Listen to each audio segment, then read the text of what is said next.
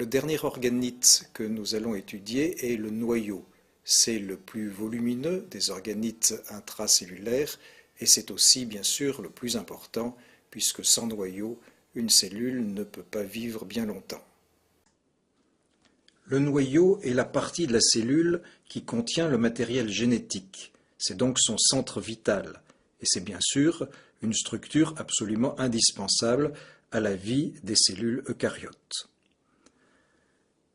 Sa forme est variable, ça dépend en fait en gros de celle de la cellule, mais certaines cellules ont des noyaux de forme caractéristique, par exemple polynucléaire neutrophile, un noyau polylobé. D'autres cellules ont un noyau échancré. Globalement, la majorité des cellules ont un noyau de forme plus ou moins sphérique. La taille est variable, elle est en relation avec celle de la cellule, et en gros, on peut considérer que le noyau occupe 10% environ du volume de la cellule entière. Ce qui est intéressant, c'est de constater que le rapport de surface entre le noyau et le cytoplasme est relativement constant pour un type cellulaire donné. Et la variation de ce rapport est un critère diagnostique utile en pathologie cancéreuse lorsqu'on veut faire le diagnostic de malignité sur des cellules. Eh bien, l'analyse de ce rapport est un élément intéressant. Le nombre de noyaux, là, la plupart du temps, ce noyau est unique. Il y a un noyau par cellule. Mais ce n'est pas toujours le cas, il y a des exceptions. Certaines cellules sont binucléées, certaines d'autres sont plurinucléées.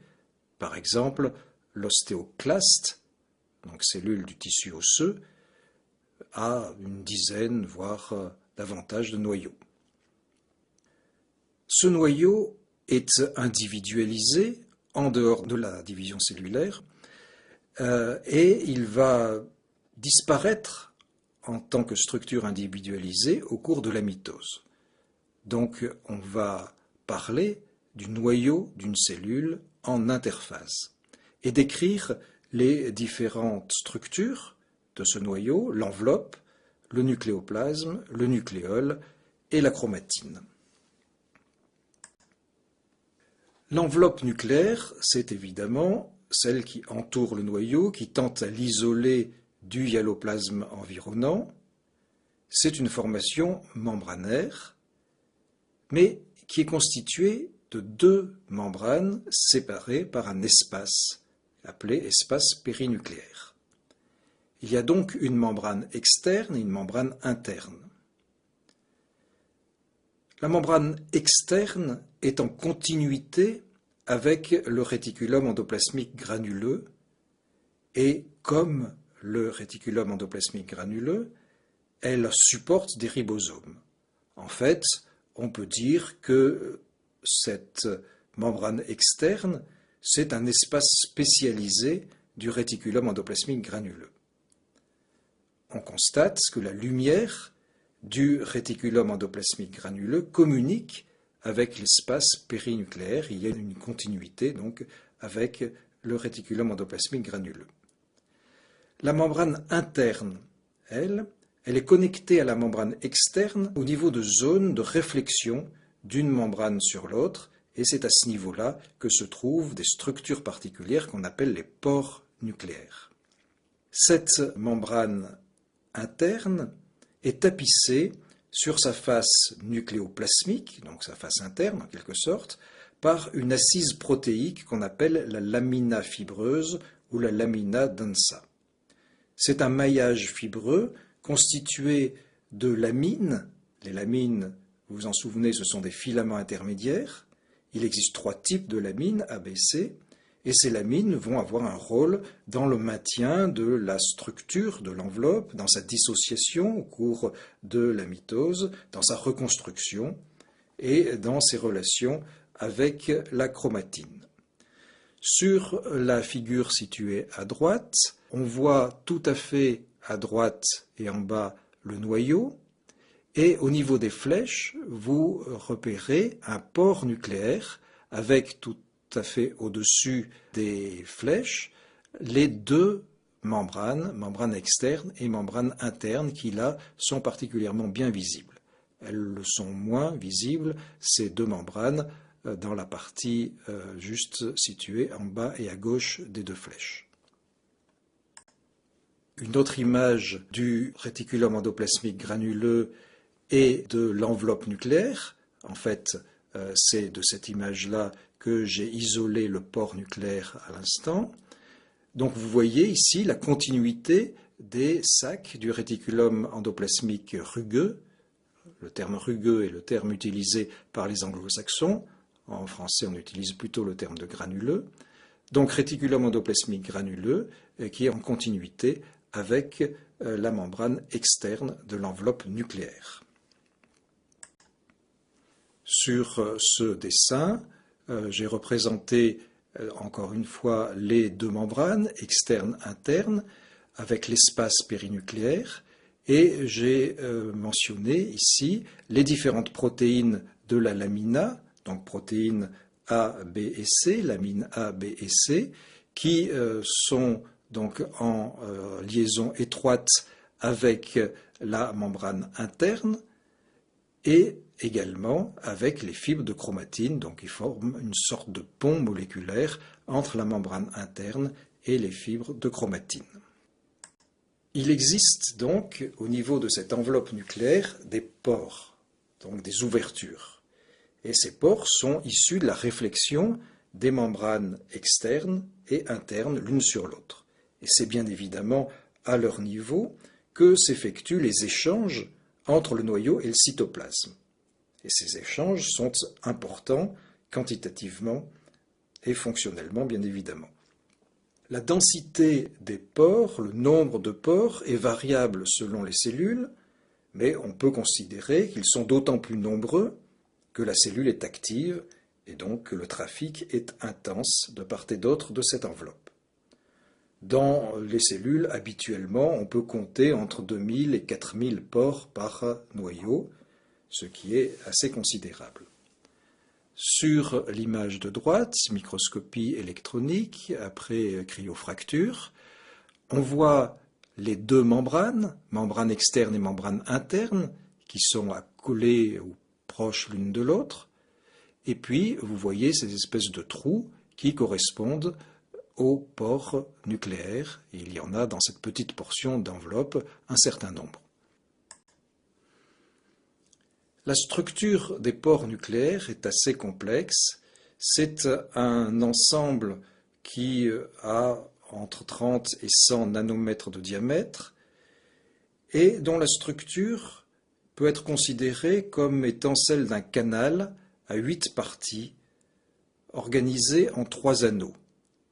Un anneau cytoplasmique, un anneau central qui est en liaison étroite avec la membrane nucléaire, qui est fixée sur la membrane nucléaire par une protéine transmembranaire qui s'appelle la GP210, et puis un anneau nucléaire.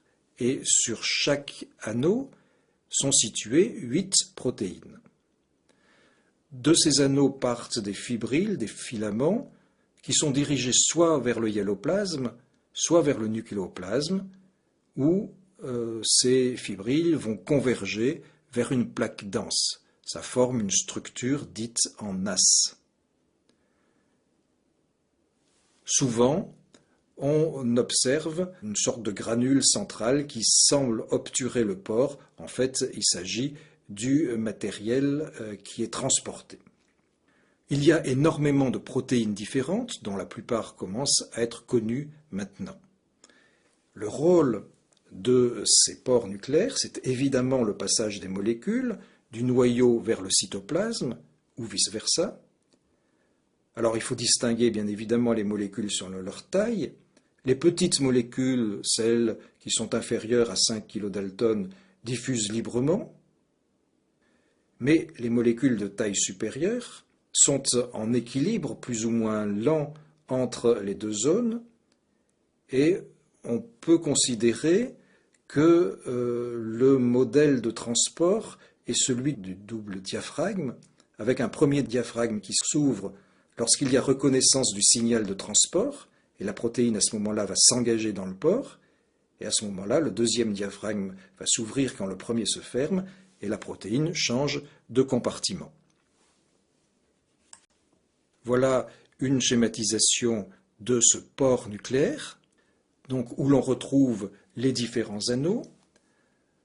Anneau cytoplasmique en haut, anneau central, où se situe la protéine GP210 qui fixe le complexe du pore nucléaire à la membrane, à l'enveloppe nucléaire, et ensuite l'anneau nucléaire, et vous voyez en bleu un certain nombre de filaments, de fibrilles qui partent soit en direction du cytoplasme, soit en direction du noyau, où ces fibrilles se rassemblent pour former un anneau distal.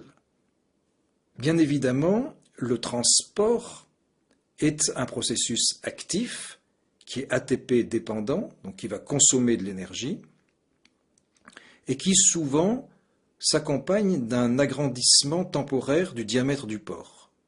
Mais cela est réalisé par un mécanisme qui pour le moment n'est pas connu. À certains moments, dans la vie de la cellule, les protéines du pore seront phosphorylées et ça va entraîner leur dégradation, leur dépolymérisation. Et au contraire, la déphosphorylation autorisera la reformation des pores, la reformation de l'enveloppe nucléaire. À côté de l'enveloppe nucléaire et des pores, il existe d'autres structures dans le noyau. Une en particulier qui est importante est le nucléole. Ce nucléole, c'est une structure qui est visible en microscopie optique. En effet, c'est un élément dont le diamètre est de l'ordre de 1 à 2 micromètres, donc tout à fait visible. C'est une structure qui est la plupart du temps unique. Il y a un nucléole dans une cellule, dans un noyau. Parfois il y en a deux, parfois il y en a plus, mais c'est en général dans les cellules pathologiques et encore une fois, ça peut être un critère de reconnaissance de cellules malignes que de voir plusieurs nucléoles volumineux. Il n'y a pas de membrane qui entoure spécifiquement le nucléole, mais plutôt un renforcement de la chromatine, une sorte de densification de la chromatine. Vous voyez sur la partie droite de la diapo un noyau d'une cellule et au niveau de ce noyau, dans la partie gauche et en haut du noyau, le nucléole qui a ici une forme arrondie, plus condensée, plus noire que le reste de la chromatine. Alors lorsqu'on regarde avec un grossissement suffisant ce nucléole, on constate qu'il est constitué de 3 structures associées, une partie centrale qu'on appelle le centre fibrillaire ou le composant pâle et qui contient essentiellement de l'ADN, des boucles d'ADN.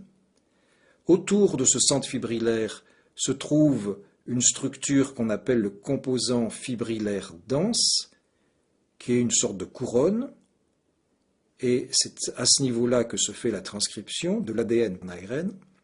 Et puis, troisième élément, le composant granulaire, qui est en périphérie, qui contient essentiellement les ribosomes. Sur ce grossissement un peu plus important, on voit mieux le nucléole, donc assez dense, et à droite, les différents constituants, composants centre fibrillaire, composants fibrillaires denses et composants granulaires. La composition biochimique du nucléole est faite d'abord d'ADN, et effectivement, il y a, dans le centre fibrillaire, des boucles d'ADN qui appartiennent à plusieurs chromosomes, qui sont tous impliqués dans la fabrication de l'ARN ribosomal, donc qui portent en fait ces chromosomes, les gènes qui codent pour l'ARN ribosomal. Sur la figure de droite, on voit donc une schématisation du noyau avec l'enveloppe nucléaire, du nucléole qui a été dessiné ici particulièrement volumineux et central, et des boucles d'ADN qui vont se positionner au niveau de la partie centrale du nucléole. Alors, ces boucles d'ADN correspondent d'abord aux chromosomes 13, 14, 15, 21, 22, qui sont des chromosomes acrocentriques qui contiennent donc des gènes codants pour les ARN ribosomaux. On appelle ces gènes des NOR, et donc ils se trouvent au niveau du centre fibrillaire. Il y a donc 10 NOR par noyau diploïde, puisqu'il y a 5 paires de chromosomes acrocentriques qui sont impliqués. Mais en plus de ces boucles contenant les gènes codants pour les ARN ribosomaux, il y a des boucles d'ADN non impliquées dans la synthèse de l'ARN ribosomal, et ces boucles appartiennent aux chromosomes 1, 9 et Y. Et là, on ne sait pas quelle est la fonction de ces boucles d'ADN appartenant à ces chromosomes 1, 9 et Y. Sur ce schéma, j'ai repris le dessin à gauche de la cellule, du noyau, du nucléole et des boucles d'ADN. Vous voyez les chromosomes qui sont impliqués, 13, 14, 15, 21, 22, et sont mentionnés ici, ce qu'on va voir dans un instant, l'existence de protéines particulières qu'on appelle les protéines argyrophiles, qui ont des fonctions de support, de protection. À côté de l'ADN, il y a bien évidemment de l'ARN, puisque cet ADN va être transcrit et on va produire dans un premier temps un transcrit 45S qui est le même, c'est un précurseur qui a 13 000 nucléotides, qui est transcrit grâce à la polymérase 1, et ce précurseur 45S va être clivé en différentes espèces moléculaires d'ARN ribosomal, 28S, 5,8S et 18S. Donc ces trois espèces moléculaires d'ARN ribosomal proviennent en fait du même transcrit primaire, et donc ils sont produits en même quantité. Et le reste des nucléotides est dégradé au niveau du nucléole. On trouve un autre ARN ribosomal qui a une constante de sédimentation de 5S, et celui-ci, il n'est pas synthétisé dans le nucléole, mais en fait, il est transcrit dans le noyau par une autre enzyme, une ARN polymérase de type 3, et il va ensuite migrer dans le nucléole. Ces différentes espèces moléculaires se trouvent dans le composant fibrillaire dense et dans le composant granulaire du nucléole, et ils vont ensuite être utilisés pour constituer les ribosomes. Le 18S va faire partie de la petite sous-unité des ribosomes. Le 28S, le 5,8S et le 5S vont faire partie de la grande sous-unité des ribosomes. Donc les deux premiers ayant une origine nucléolaire et le deuxième une origine nucléoplasmique. Il existe donc en plus, comme je l'ai dit tout à l'heure, des protéines que l'on va voir avec la diapo suivante. Ici, c'est simplement un résumé des différentes étapes dans la synthèse des ribosomes et donc l'implication de nucléoles dans cette synthèse des ribosomes. C'est la fonction principale des nucléoles de fabriquer les ARN ribosomaux.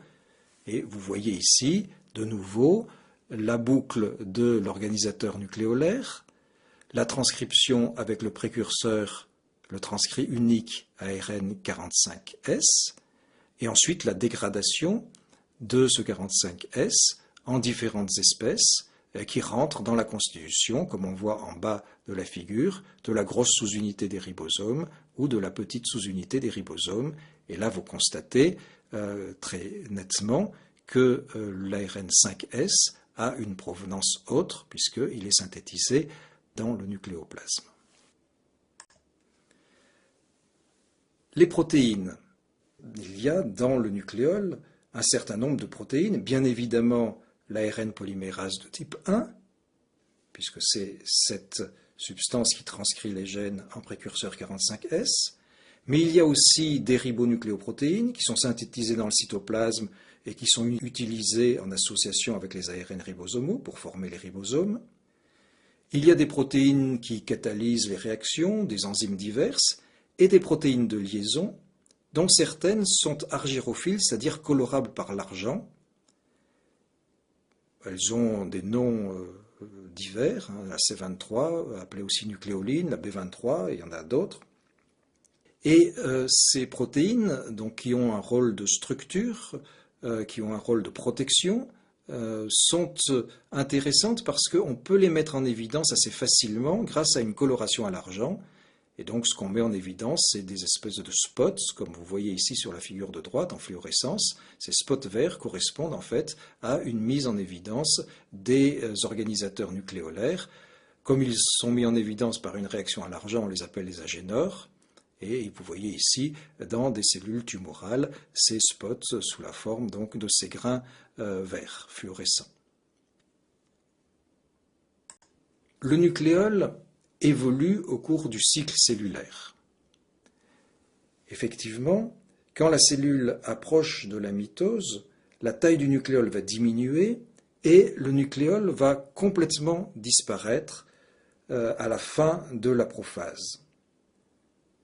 Et puis, ultérieurement, il va y avoir réapparition des nucléoles sous la forme de diptynucléoles, puisque ces petits nucléoles vont réapparaître localisés au niveau des nores, au niveau des organisateurs nucléolaires, et comme il y en a 10, eh bien, on va voir se former, pendant la télophase, diptynucléoles qui vont très rapidement fusionner pour en former qu'un seul. La fonction du nucléole, eh bien, on en a déjà parlé, c'est évidemment la transcription de l'ADN et la formation des ribosomes.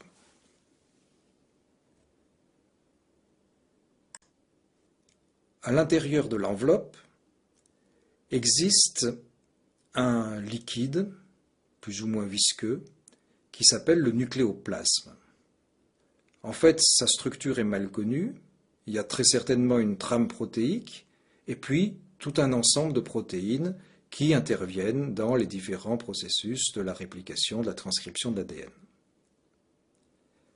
Et il y a, dans ce nucléoplasme, un réseau filamenteux qui s'appelle le nucléosquelette, qui est finalement relativement proche dans sa fonction d'avec le cytosquelette qu'on a vu précédemment. Donc c'est une charpente protéique qui va d'une part apparaître sous la forme d'une condensation autour de l'enveloppe, c'est la lamina densa dont on a déjà parlé, autour du nucléole également, et sous la forme d'un réseau à mailles plus ou moins lâches.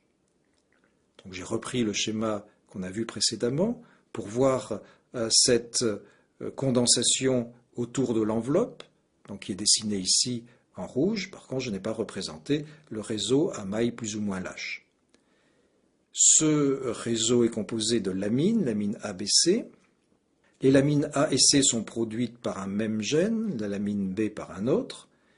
Et en fait, on a un réseau de lamines A et C qui adhèrent à l'enveloppe par l'intermédiaire de la lamine B. Donc c'est cette lamine B qui est fixée à un récepteur membranaire d'un côté et de l'autre côté au réseau constitué de lamines A et C. Et les fibres de la chromatine donc se fixent sur ce réseau. Comme je le disais tout à l'heure, ce réseau, cette charpente protéique, va se désassembler lors de la mitose et on en reparlera à propos de la description de cette mitose. Dernier élément constitutif du noyau, c'est la chromatine. Alors en fait, cette chromatine, c'est la forme sous laquelle se présente l'ADN, plus ou moins condensé et associé à diverses protéines.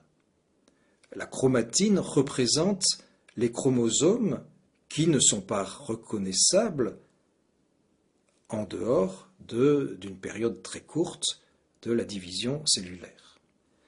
Alors, l'aspect en microscopie optique est extrêmement variable selon le type cellulaire, mais aussi selon la technique qui est utilisée, selon le fixateur qui a été utilisé. Bon, il y a parfois quelques dispositions qui sont un peu particulières et un peu spécifiques, comme une chromatine répartie en damiers pour une cellule qu'on appelle le plasmocyte. Mais globalement, c'est un réseau à maille plus ou moins fine, avec des granulations et des mottes. On voit sur la figure en haut à droite différents types cellulaires, et à l'évidence, vous constatez que les noyaux n'ont pas une chromatine identique. La petite cellule du milieu qui est un lymphocyte a une chromatine dense, avec des condensations très importantes, alors que les cellules qui sont tout autour, qui sont des cellules malignes, eh bien, ont une chromatine relativement plus fine, plus claire. Donc il y a des aspects tout à fait différents. Alors, dès l'observation en microscopie optique, on peut voir qu'il y a finalement deux sortes de chromatines, une chromatine dense qu'on a appelée l'hétérochromatine et une chromatine claire qu'on a appelée l'euchromatine. Donc des zones denses, des zones claires, qui sont en proportion extrêmement variables selon le type de cellule, selon aussi l'activité de la cellule. En microscopie électronique, en réalité, ce sont des fibres qui sont plus ou moins serrées les unes contre les autres, les fibres chromatiniennes, et entre les fibres, il y a des espaces peu colorables qui sont occupés par des granules d'ARN, des fibrilles, par des agrégats. On voit cet aspect sur la microphoto électronique en bas et à droite, où on repère de nouveau le noyau avec son enveloppe, le nucléole, et puis tout autour, vous voyez une chromatine hétérogène avec des zones claires, des zones plus denses. De quoi est constituée la fibre chromatinienne? C'est évidemment la molécule d'ADN qui est l'élément de base. Et cette molécule d'ADN est représentée sous la forme d'un filament de 1,5 à 2 nanomètres d'épaisseur. C'est la double hélice bien classique. C'est une molécule très longue. Si la molécule d'ADN était déroulée, elle représenterait à peu près 1 mètre de longueur. Mais tout ça, c'est compacté dans un noyau qui est relativement petit. Et c'est compacté parce qu'il y a une spiralisation, d'abord autour de structures protéiques qu'on appelle les nucléosomes. Et cette première spiralisation donne un aspect en collier de perles. Ensuite, il y a d'autres spiralisations qui font que la compaction augmente au fur et à mesure et va se terminer par la formation de boucles et la formation de chromosomes. Donc, spiralisation autour des nucléosomes, superstructure en solénoïde par spiralisation de la chaîne des nucléosomes, et puis d'autres spiralisations, et ça aboutit à la structure qu'on voit lors de la division, qui est le chromosome. Alors, ces nucléosomes, dont on voit une schématisation dans le dessin de droite, ces nucléosomes sont en fait constitués par des protéines qu'on appelle les protéines histoniques ou les histones. Voilà une schématisation, un dessin des nucléosomes sous la forme de disques protéiques d'octamères constitués, donc un octamère de 8 molécules d'histones. Chaque octamère est constitué de 2 molécules d'histone A, 2 molécules d'histone H2B, 2 molécules d'histone H3 et 2 molécules d'histone H4. Donc ça forme une sorte de cylindre autour duquel vont s'enrouler les fibres d'ADN. Vous voyez cet enroulement dans la partie haute de la figure, enroulement qui n'est pas tout à fait complet, puisque en fait il y a 146 paires de bases d'ADN qui sont enroulées autour du noyau d'histone et ça forme un peu moins de 2 tours de spire. Et puis il y a la partie intermédiaire entre les deux nucléosomes qui n'est pas dépourvu de support, puisqu'il existe une cinquième molécule d'histone, qui s'appelle l'histone H1, qui n'intervient pas donc dans la constitution du nucléosome, mais qui est située entre les nucléosomes, qui permet l'interaction entre deux nucléosomes voisins, et qui permet de supporter, de protéger en quelque sorte la fibre d'ADN. Cet ADN de liaison, donc cette partie qui est entre deux nucléosomes, a environ 50 paires de bases. Voici un dessin assez ancien représentant la fibre de chromatide avec ses différents enroulements, le premier autour du nucléosome en bas, au milieu, et puis l'enroulement des nucléosomes les uns par rapport aux autres, donnant donc une spiralisation dite en super-hélice. La constitution biochimique de la chromatide, c'est essentiellement des acides nucléiques. Alors c'est de l'ADN pour 30%. Je ne vais pas décrire l'ADN, ce sera fait dans le cours de biochimie. Vous savez qu'il s'agit d'une macromolécule constituée d'une suite de nucléotides, d'une chaîne bicaténaire. Il y a aussi, au niveau de cette chromatine, des ARN. Là encore, je ne préciserai pas longuement la description. Vous savez que c'est un polymère linéaire de nucléotides, c'est une chaîne monocaténaire, mais avec des zones locales de complémentarité. Et puis, il y a tout un ensemble de protéines. Ce sont des protéines histoniques, on vient d'en parler, protéines basiques, l'H1, l'H2A, l'H2B, l'H3, l'H4, qui sont des protéines très bien conservées au cours de l'évolution, donc avec l'H2A, H2B, H3, H4 qui forment l'octamère du nucléosome, et l'H1 qui sert en quelque sorte de trait d'union. Puis il existe des protéines non histoniques, des enzymes comme l'ADN polymérase, les ARN polymérases, des nucléases, des lipases, des enzymes de méthylation, etc. Mais aussi des récepteurs hormonaux, mais aussi des facteurs de transcription, etc., etc. Quelles sont les relations entre la structure et les fonctions de la chromatine? Eh bien, il faut d'abord se rappeler que l'expression d'un gène nécessite l'accessibilité de l'ADN aux enzymes de restriction, et donc cela implique la décondensation de la région de la chromatine qui est condensée. Et cette décondensation s'effectue sous l'influence de différentes réactions chimiques, en particulier l'acétylation des histones, sous l'influence aussi des modifications de la liaison entre l'histone H2A et l'ubiquitine. Alors, on a vu tout à l'heure qu'il y avait des zones sombres, appelées hétérochromatines, et des zones plus claires, appelées euchromatines. Les zones sombres, qui sont des zones denses, où la chromatine est condensée, ce sont des zones où l'activité des gènes est arrêtée. On dit que la chromatine est réprimée. Donc ces zones d'hétérochromatine, on peut en distinguer deux catégories. Une hétérochromatine dite constitutive, c'est-à-dire des zones où l'ADN n'est jamais transcrit. C'est par exemple l'ADN répétitif au niveau des centromères, ou l'ADN satellite des bras courts des chromosomes macrocentriques, ou d'autres structures. Donc ici, un ADN toujours condensé, tant jamais transcrit. Et puis, il y a une hétérochromatine qui est dite facultative, c'est-à-dire qu'à certains moments de la vie de la cellule, cette chromatine peut se décondenser et donc être le lieu d'une activation des gènes, donc d'une transcription.